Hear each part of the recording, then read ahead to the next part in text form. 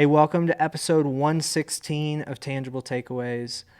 Thanks so much for taking the time to be here with us, Pastor Kurt. It's great to be here. Yeah. Love it. You're back in the country, so you're back on Tangible Takeaways. I That's how am. that, That's how it works. I love it. that's how it works. Can't do it, with the time No, difference. way too hard. Way too hard. We talked one time while you were over there, and it's like you're going to bed and I'm eating lunch. Just weird. Yeah, it was odd. Yeah, Yeah. it was great though. Great to catch up. But Yeah. yeah, I can't sustain that. No, not going to work. And we had a guest speaker with us this weekend, Aaron Levy, and he did such a good job. Yeah. So appreciated. You and I have both done a fair share of guest speaking work, and you can really phone it in if you want to.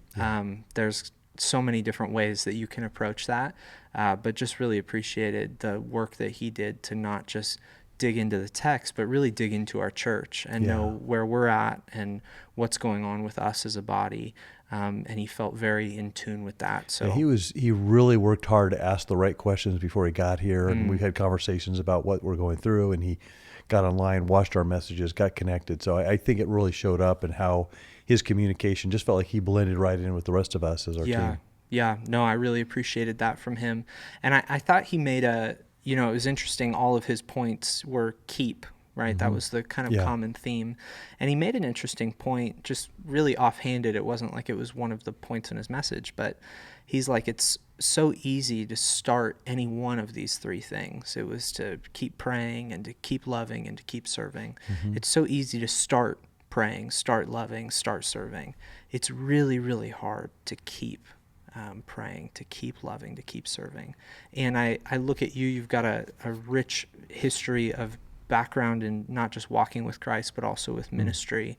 And I wonder, what are kind of some things that you have found that help you keep doing those things? Because it is exponentially harder to keep at our faith than it is to just, we all have the kind of mountain high experiences and then we fade or fizzle in our faith. So how do you keep doing the things of faith?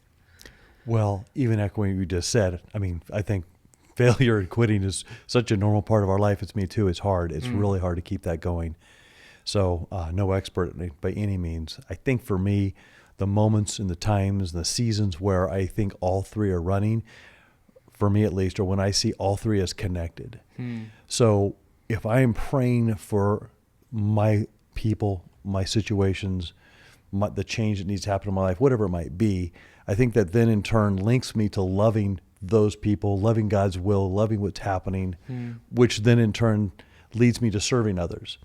I think as I kind of get any one of those missing, it's like a Jenga blocks, you take one out, the other two are going to fall. And I think when I don't do all three suffer. And when I get all three benefit.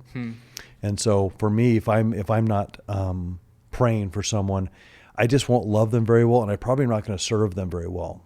That could be at the church or even my own family. Yeah. I mean, at some point, this is family too. So if you're praying for your family, it should cause you to love your family more, which then would cause you to serve your family.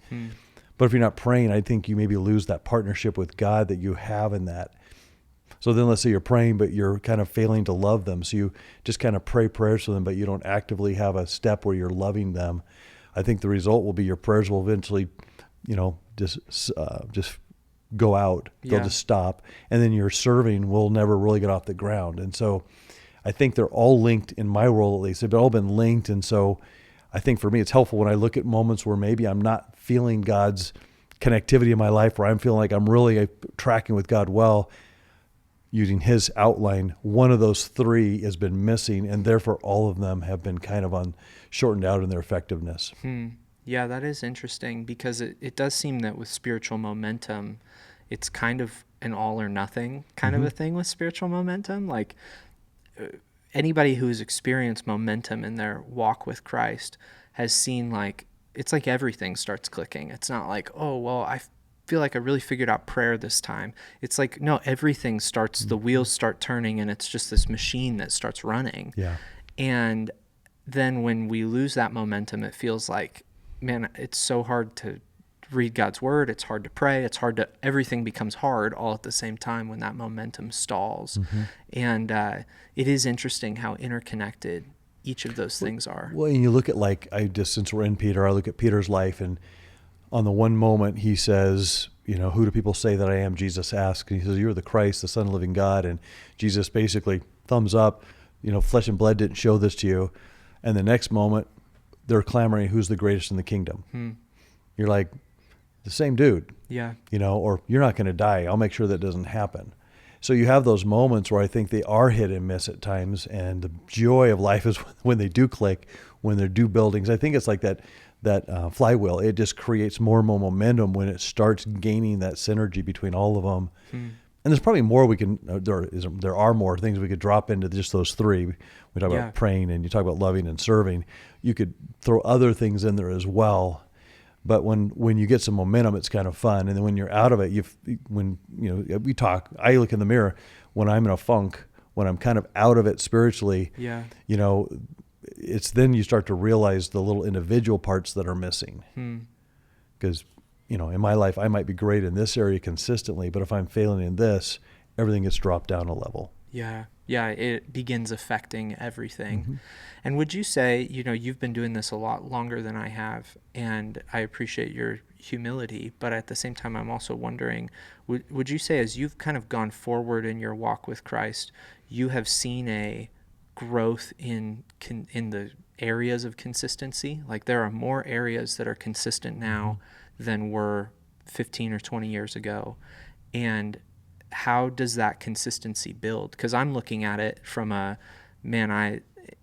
I'm so passionate about following Jesus, but I still experience so much of this funk to momentum to funk to momentum. And there's this potential of maybe a lie that's out there that there's a time coming when I'll just always be in this season of momentum. And maybe that's a lie that, I'm chasing in my youth of like, it would be really nice to feel like there's always positive ground that's being taken or a high level of consistency in these different areas. But so much of my walk with Christ has felt like these short spurts that feel like a lot of momentum. And then I kind of like, now we've hit back. We've plateaued again. Yeah. Yeah. I think it's hard because it's just the nature of being a sinful creature that's not finished yet. Yeah. When Paul talks about, confident that he who started good work will bring it to completion, it reminds us that we're not complete. And then Christ, when Paul was writing in Galatians 4:19, he's saying, I'm praying for you until Christ be formed in you. And Christ already had been formed in them to the degree of their salvation. Their life has been transformed, but there's that inner transformation where Christ owns every aspect of your life, and that formation it's a process. And I think, I hope I'm more consistent than I ever was, but I also probably am myopically blind to areas where I'm not as formed as I feel like Christ can be in my life. And so watching him form certain things, like for me, there have been areas of massive, like, oh, wow, I've seen huge change in me in this area. And it's so joyful to watch. But then there's those areas where you're like, I'm still hitting on my head against that specific issue. And it's like, man, I've got to figure out a way to partner with God better, because this is an area where if I could get stronger in this area, and for me, what's nice, just as I look in the mirror, God has placed people in my life to help me in those areas where maybe Christ's formation is going to be a little harder. So if it's a compassion or mercy issue where sometimes I have to catch up to what Jesus is doing, I think he puts compassionate and merciful people in my life to kind of pull me toward that, because I don't necessarily have a natural, or even after knowing Christ, a supernatural inclination that way yet. I'm still growing. Yeah. Yeah. It's an interesting thing, because there's I think a big part within me that feels like life with Christ should always be up and to the right, right? It should always be, there should be this really kind of linear motion to it, where we're always taking new ground and everything's just kind of moving and clicking. But I've never talked to anybody that's been their experience, and if somebody's listening right now that's been their experience, let us know, please reach out. But it feels like this, real interesting conundrum, because obviously the desire is there for us of, hey, we want to let's keep going, Lord.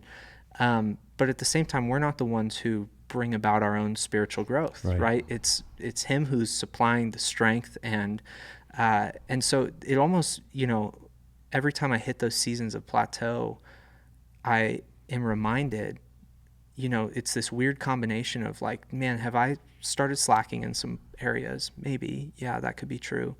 But also like, did God slow down the momentum of growth and change so that A, some of the stuff he's done in me in the last season could become a little bit more firmed up and cemented. But also, so B, I'd be reminded that I'm not as great as I think I am. And those moments of a lot of spiritual formation and excitement can also become moments where our head becomes 3 sizes bigger, And so there's this really interesting thing with that plateau. There's a King's Kaleidoscope line that's helped me to embrace your pacing. And I think that's the challenge of this. When I think of these keeping ideas, that's the challenge, because I have an idea of what it looks like to keep praying and keep loving and keep serving. And I look like a superhero in that movie because I have an idea of how that looks, right? I'm just the best person at praying. I'm the best at loving and I'm the best at serving. And I can keep doing that all day long because it feels awesome. Right. But that's not what the Christian life looks like. And embracing the pacing of God, that I'm not quite the prayer warrior I'd like to be. And I'm not quite as loving as I'd like to be. And I'm not quite as great at serving as I'd like to be. Yet the one who supplies the strength hasn't given me the strength to be those things that I feel like I should be or I want to be. He's given me this much strength so that I would be reminded that he can still use me in my feebleness and my weakness, so that I could be reminded that the gospel isn't about making me look cool. Yeah. It's about making Jesus look awesome. Like, it's this really interesting, he supplies the strength. And when we feel like that starts to click, it's like, oh, okay, well then everything's going to go up and to the right from here.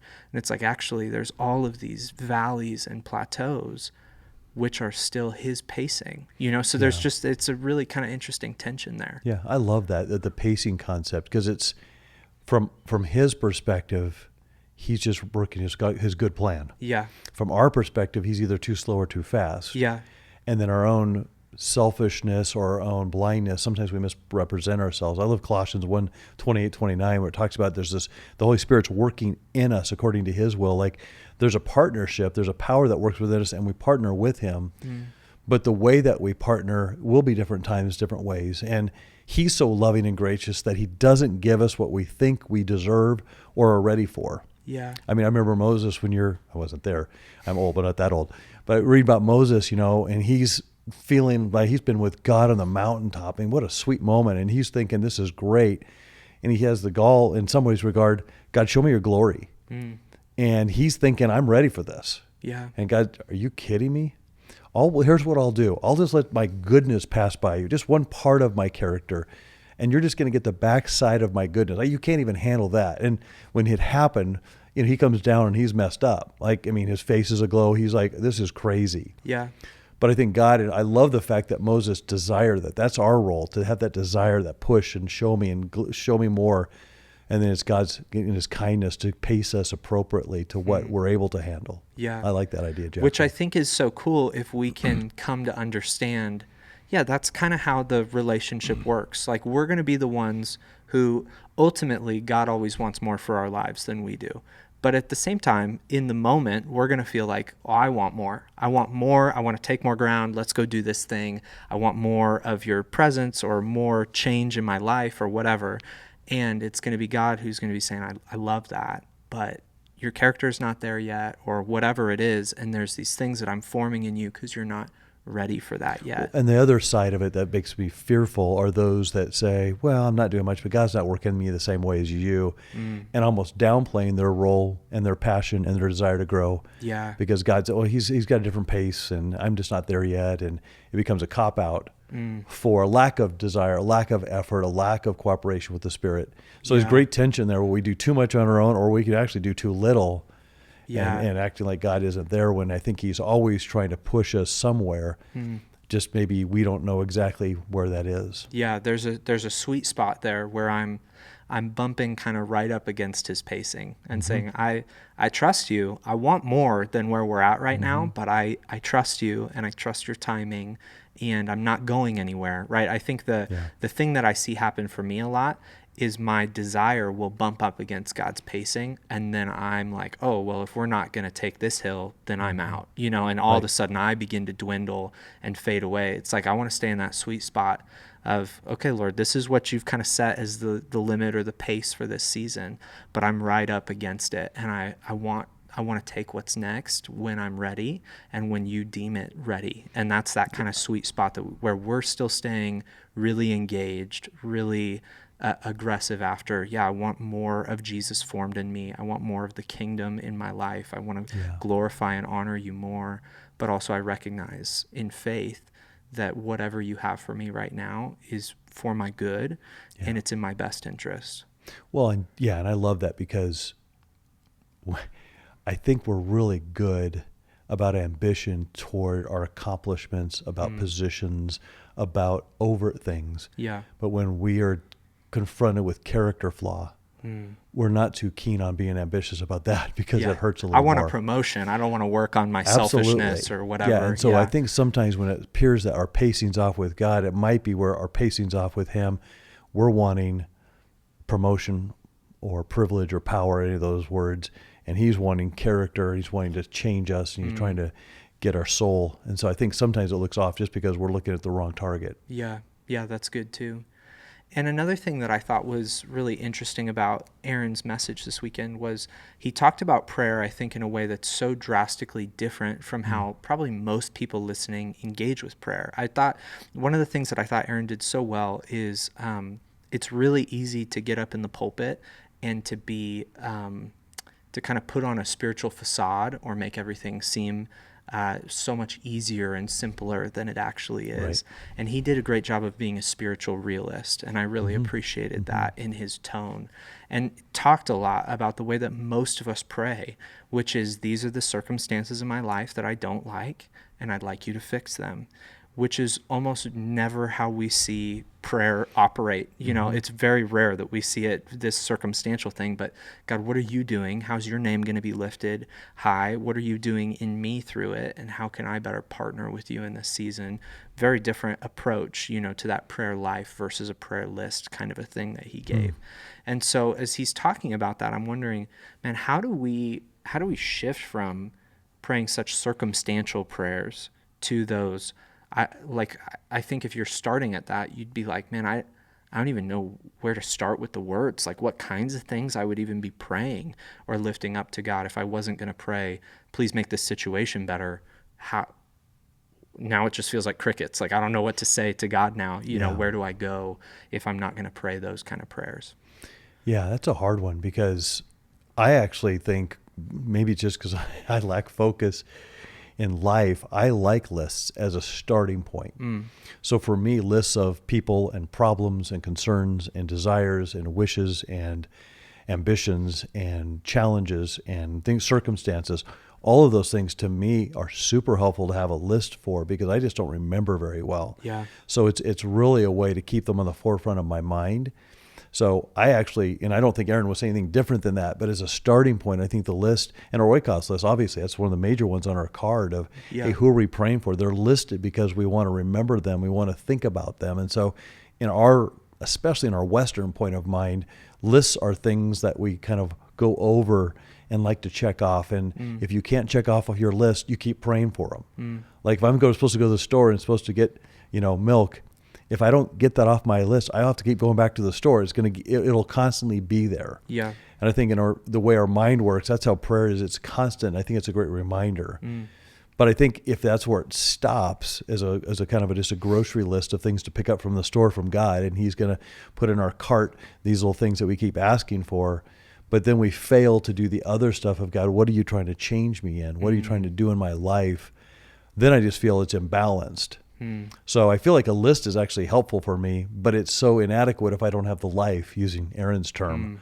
So that's, I think, for me, a key issue of not throwing one out and saying that's bad for the other. Yeah. But it's saying, okay, if a list is there, where's the list in? Like, where's the side where I have the life with him and spending time with him where we hear from him? Yeah. Yeah, I think that's interesting, because there's such a it's so easy in prayer. It almost exposes something that's malformed in our entire relationship with God, because prayer is really the lifeblood of our relationship with God. And the level to which our prayers are so transactional with God really exposes the kind of whole breakdown for us in that area of formation, where it's like, you know what, actually, I'm really only in this for what I can get from God and how God can improve my life, which is why teachings in 1 Peter about suffering for God are like, heck no for us, because I started doing this. I started showing up to church. I started reading my Bible so my life would be better, Right. not worse, right? Like that was the beginning of the Right. beginning of this whole thing, was to improve my life, not to make it harder. And I think prayer is a spot that exposes just how transactional our relationship with God is. When you look at especially the just kind of really beautiful language in the Old Testament, specifically in the prophets, God is so relational and so deeply desires to be in relationship with us. That's the pinnacle. That's the goal. That's what he's after. And I think we find ourselves disappointed and our expectations not met because we are often after something entirely different, which is, God, we're back to that state of religion, right? I do these things, you make my life easier. That's the equation. And that's not what Jesus died for, was to set that up. It's the motivation behind our prayers. I think you're right when you say that. Like, we're just wanting, you give me this, I get a better life. You know, I look at Acts 10, you got Cornelius, who is a God-fearer, and he's just praying, and, you know, God said, your prayers have been answered, you know, and he sends Peter to him to give him the gospel. Yeah. There was this openness, but he was seeking God, not seeking his own agenda. Yeah. But then you have Luke 18, you have the persistent widow in that story where she keeps praying about the same thing. And in the story of the parable, the judge says, you know, I'm okay. You keep on being here. This is annoying. I'm just going to give you this thing, because her persistence was actually a quality. Yeah. So again, for me, that's the issue on a list. I have things on my list, both personally, for my family, for the church, for my oikos. I mean, I have lists like that I pray for all the time, almost the same prayers all the time, seeking God's will in all of them, but just saying, God, this is from my perspective what I think would be great. Would you please answer this? Yeah. And I feel like I'm never going to do that. I'm never going to stop those things, because that's the Luke 18 side. That's the persistent widow saying, God, these things matter to me. Yeah. And then there's these things on the other side of the list where, and not off the list, that is more my heart, where I feel like that's where I listen more, I think, and I'm hearing God and I'm seeking him, and I'm looking at my character, I'm looking at my calling, looking at all the things in my life that he might want to continue working on. That it's not persistent, I'm just seeking because I really don't know what he wants, and hearing from him. I think that's, Dallas Willard had a book talk about hearing God. Yeah. And I think hearing God is probably the hardest thing about prayer. I think we talk to God really well. Few of us even try it, you know, like because it's so scary.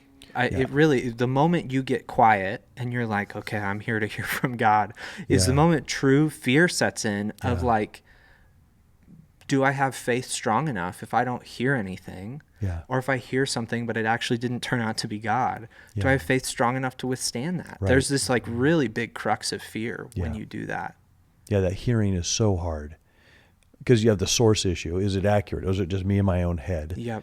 Is it something that's tangible? Do I have an action step from when I hear from God? Because in the Bible, typically when people heard from God, there was, oh, okay, I know what I need to do now. Yeah. Is it confirmed with truth in Scripture? You know, all those things are linked. And so when I think it is scary, and we've heard and seen throughout human history, people have said, I heard from God. And most of the time when they say that overtly, it's turned out in a pretty bad way. Yeah.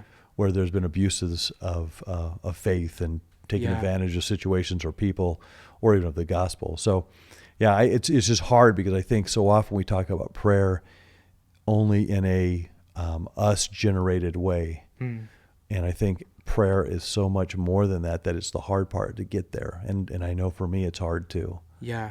Yeah, it is. And I love the tension that you're keeping us in, because when you look at Luke 18, that story, that parable, so beautiful, because Jesus is saying, what do I want in prayer?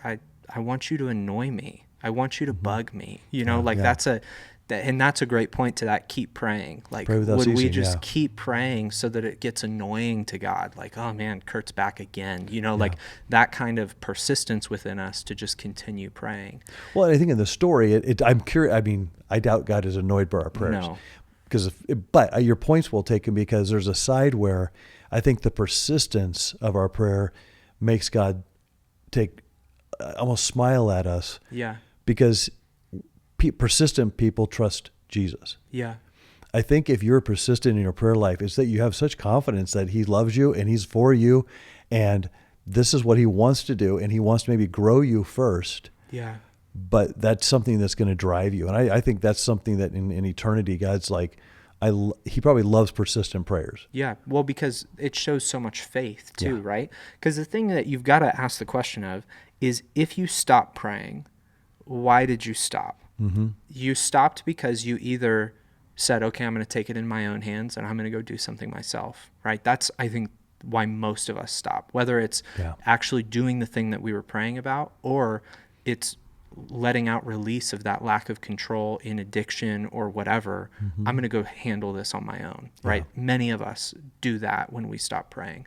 But others of us just turn to a more fatalistic in other situations, like, well, Must not be. life sucks and God doesn't care for me and whatever. And those are probably the only two reasons why you stop praying. Mm-hmm. Otherwise, you're going to keep praying, because it's such a faith-filled thing to say, no, I believe God for this. I believe that he can do this. I believe he loves me, wants to do this. And maybe and that's what's interesting to me, right? You've got the persistent widow, but then you've got in Jesus's, Aaron talked about his example of prayer, right? Teach us to pray, Lord. And his prayer that he offers has so many things that are needs-based, but aren't specific about how the needs are fulfilled. And I think there's something interesting there, because we're really specific about how our needs are fulfilled in, God, I want you to take care of this, but I want you to do it in a way that I'm comfortable and I never am afraid through the whole thing. And we have these like very, very safe, keep me safe prayers, right? That are not just what I need dealt with, but then also how I need it dealt with so that I'll feel safe. Yeah. Jesus' prayer is, give us today our daily bread. Whether you drop it from the sky or it's given to us because we have to ask somebody, and that's an awkward interaction because now I'm having to put myself in a position of need.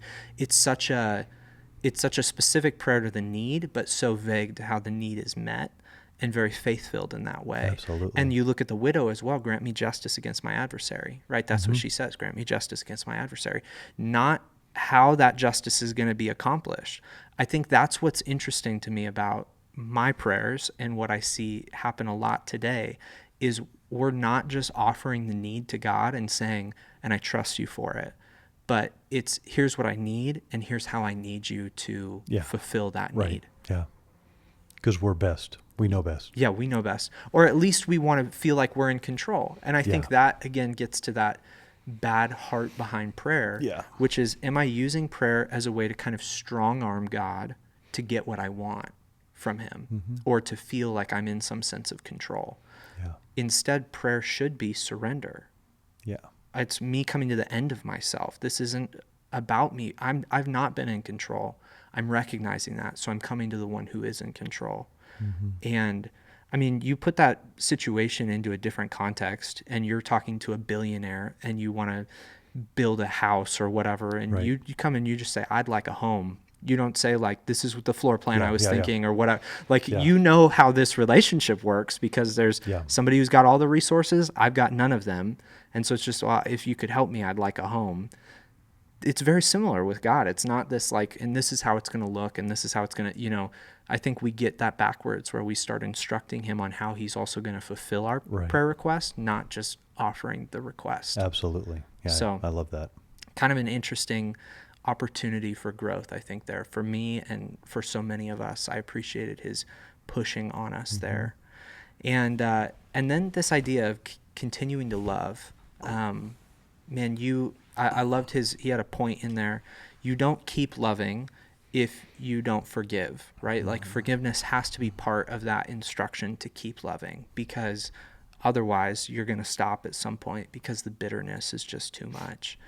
And it just got me thinking, man, that idea of keeping receipts That's such a good imagery. You know, you and I had Deion Sanders in our mind. I literally was going to mention that. It was, yeah. Well, because that was funny because when he was speaking, again, this maybe tells me more about me than it should. But I remember my Oregon Ducks this last year in football. Undefeated Colorado comes to town. There's a lot of pomp and circumstance, a lot of attitude going on. And thankfully, the good team won relatively convincingly. And then after the game, Coach Prime says, basically, I'm keeping receipts. I'm keeping the receipts. And it's just a reminder, like he's just saying, I'm going to pay you back. Yeah. And that's a cultural thing. People want to keep receipts. I'm going to keep receipts. And I loved his story about Marisol, at the Popeyes, like, man, he's keeping receipts. And that's where Coach Prime is going after these things. And it's just, it's human nature to do that. Yeah. But it's hard because when you look at the receipts, it turns you ugly. And, one of the things this is just kind of the way my brain works. When it comes to bitterness, it's hard because it feels good. Yeah. Like after that game, I'm sure Coach Prime was telling his guys never lose this feeling. You're going to hold that in just anger and fear and bitterness and, hold on to that because that's going to motivate you. And I'm like, wow, okay, maybe in sports, maybe in football, that's okay. Yeah. I don't necessarily. But anyway, for me, one of the things I do when I can't put my handle on something like how do you not be bitter? How do you get rid of that? How do you forgive? Is I'll make a list on a whiteboard or on a sheet of paper, and I'll just write out what are the benefits of me being bitter, and I'll just write them out. Because if it's something I don't quite get my head around, like what's the win out of this? That term, that's actually what's the win out of this? Yeah. What's the win of this action? Because internally you're clearly reaping some benefit from it. There's something that I'm winning, and then when you start writing those out, you begin to look on this paper or on this board, wherever you're writing at, and you begin to see those are things I don't want true of me. And it helps me because it makes it from just that emotive, like I've been hurt and now I can't wait to hurt someone else back. Yeah. To now it's saying, hold it, what's the win for me to hold on to this anger, this bitterness, this disillusionment, whatever it might be. And that list is pretty ugly. That list is not something like you're like, that's the kind of person I'd want to hang out with. Yeah. Because that's what I'll do. I'll say, what's the win? And then if I get that happening, so if all those wins happen, and usually it's a pretty short list, but let's say those happen, I wouldn't want to be that person, nor do I want to be with that kind of person. Yeah. So on my own list, I'm realizing the goals that I now have for my life because I'm holding on to this receipt is actually going to cause me to be the person I never want to be like, nor would I ever want to be with. Yeah. I love what you're saying because bitterness is so short-sighted, right? You have to play out at some point. You have to pull back from the emotional kind of flurry you get into in bitterness. And you have to say, what's the long game here?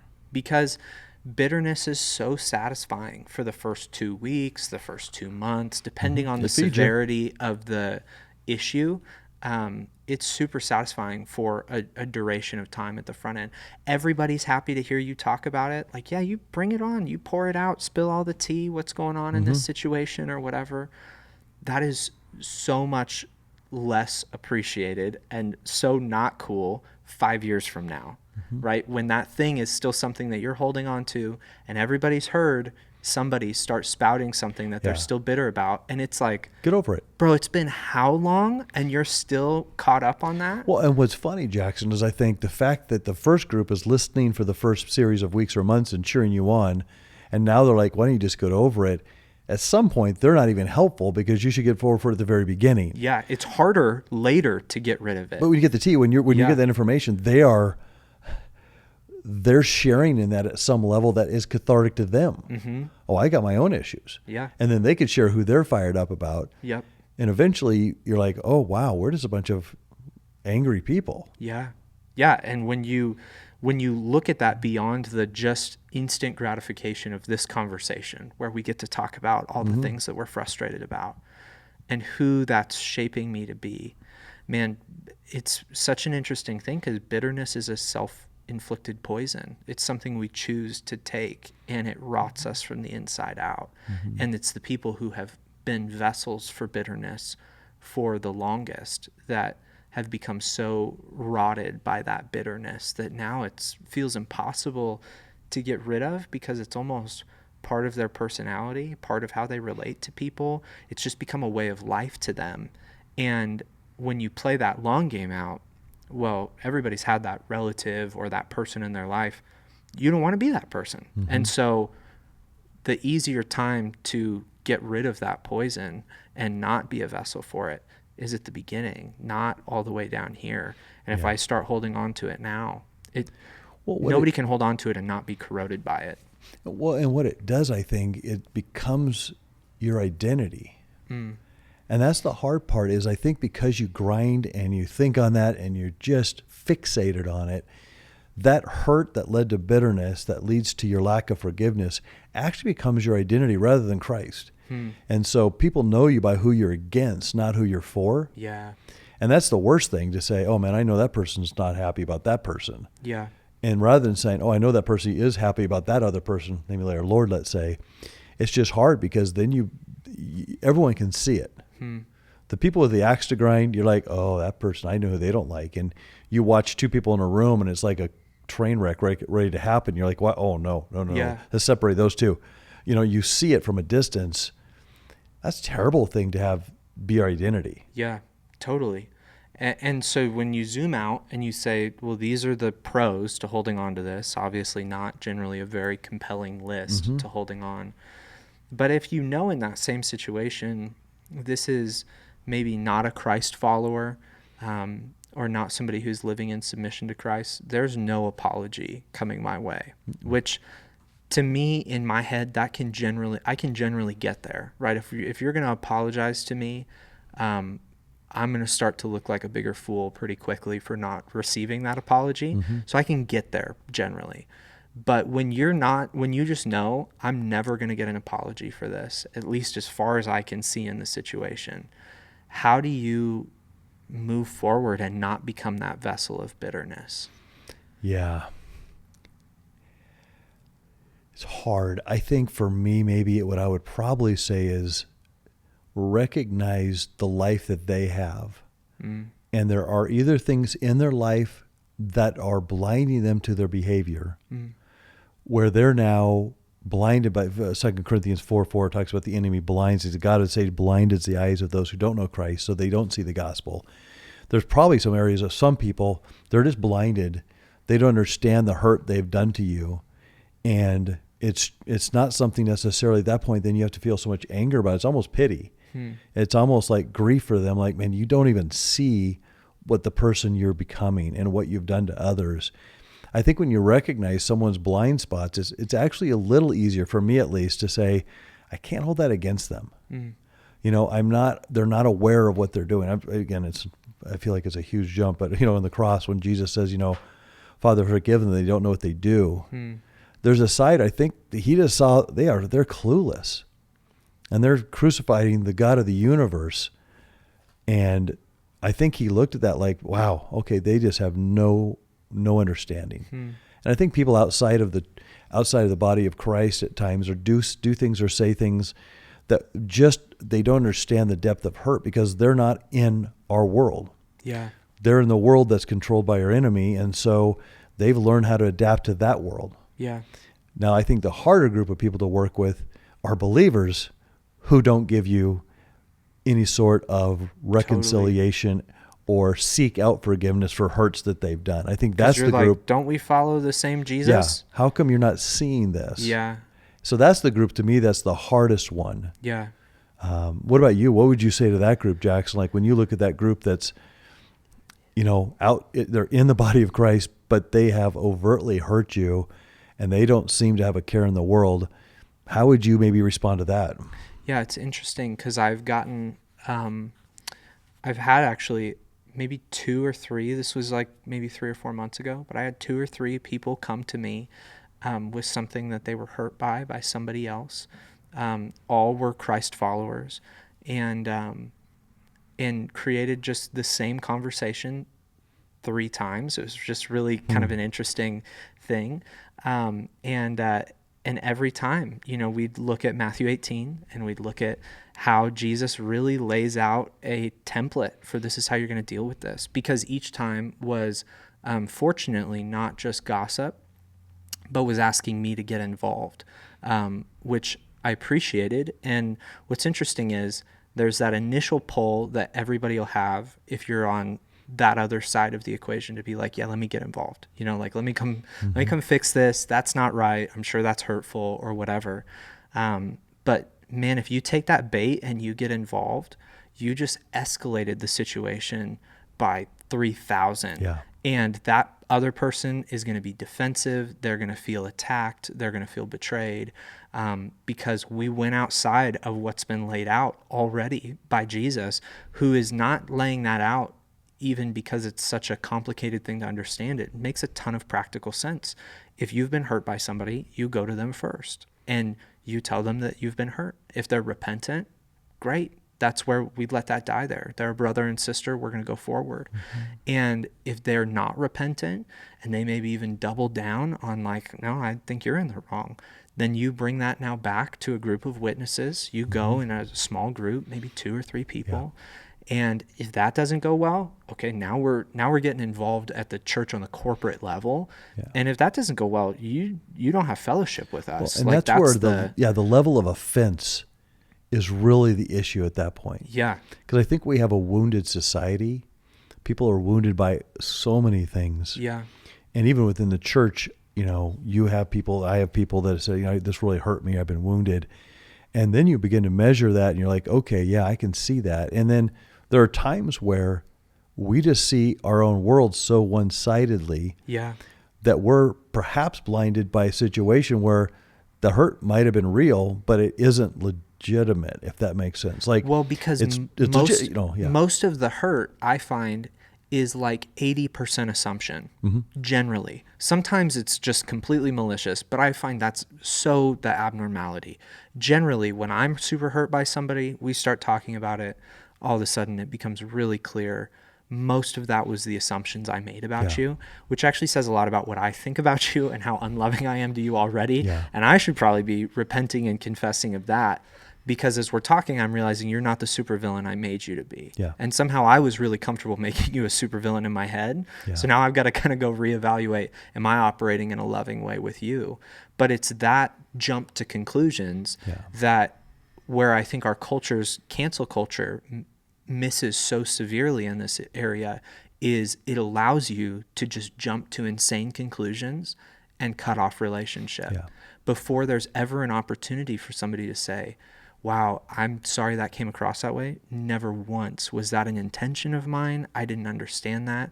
And I'm sorry that happened, but that was so not even on my radar of something I was thinking about. And it's like, oh, well, they're just a person who had a bad day and made a bad comment. I've done that, right? Like once you start talking, all of a sudden gets real hard to not forgive. Well, and it's easy to go past actions to motive. Yeah. Because the action might have been hurtful. Yeah. But when you say, this really hurt me, and the reason why you did it was blank, all of a sudden now you are again putting on them a motivation that may not have been there. Yeah. It could be, it's possible, but it also could be something different. That's why, and we've shared this before, but one of the the taglines in our home is, if there's 2 ways to take something, take it the best way until proven wrong. Mm. Doesn't mean it might be proven wrong. Sometimes you really, oh, they meant it for evil. They got it. They nailed it. Yep. But a lot of times if you just hear something or you see something or you experience something, it's like, man, I feel like I should be hurt by that. Pull back and say, is there a way to take it the best way? How would I take it the very best way from that person? And then let's see if that's proven true to be of the best, rather than immediately going to, yeah, they don't like me, or they have an axe to grind, or man, they really are out for me. There's a side where I think that slowing down to consider motive, I just think we so often go to they, that's why. Yeah. And claiming maybe more than we would ever know about the motive behind any action. And really important to do that before the conversation, because Absolutely. there's one group of people that's probably a bigger group of people that's just like, I'm not going to have the conversation, right? Mm-hmm. That's most of us. I'd rather go talk to 6 other people about it than actually talk to the person that I feel hurt by. But then there's another group of people that's like, oh, I feel hurt, I'm going to say something immediately. And in doing that, I'm often going to play the fool because I'm going to jump to motive. And so pulling back to say, I think, man, such a secret weapon in disagreements with a spouse, with fellow people in the body, and friends and coworkers is just, this was confusing to me. I feel like I might be potentially hurt by that, but I feel like I might not be understanding the whole situation either. What we've got to realize, like, this is such a good, I literally couldn't even tell you the resource, but Sky was listening to this marriage podcast, and they were talking about the responsibility of both parties when talking in disagreement, and how the person who is bringing the hurt or the frustration, it is their responsibility to set the tone for the conversation. And you can come in a way that sets up a defensive response or a response that's willing to be received, right? And so the way that you come in, the tone that you come in with that frustration and disagreement, they use the imagery of kind of walls and grenades or bridges. Your tone as the person bringing that, hey, I'm confused by, or why the heck did you, right? Like, those bring out a very different response. Yeah. Why the heck did you is going to put up some walls, and all of a sudden we're tossing grenades back and forth at each other. This isn't going to be a helpful conversation.